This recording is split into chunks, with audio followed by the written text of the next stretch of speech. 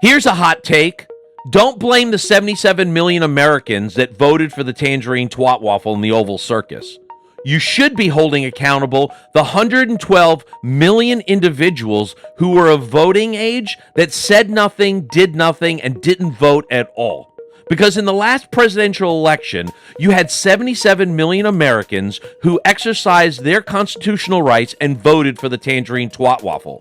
You had another 75 million Americans that had voting rights that voted for Harris.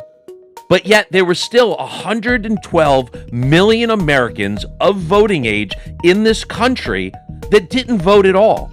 In fact, they stayed silent and they didn't exercise their constitutional rights. Those 112 million Americans who stayed silent are the ones bitching the most right now because they don't like what the Tangerine Twat Waffle is doing in the Oval Circus. So my hot take is, if you don't like what's happening right now, perhaps maybe you should have stood up and said something and voted against this when there was still a chance to vote against it. However, since you didn't actually vote and you kept your mouth shut, perhaps you should keep your mouth shut now, because while we're enduring all of this, I don't want to hear people saying, oh my God, I can't believe that 77 million Americans voted for this. But guess what? That was their right.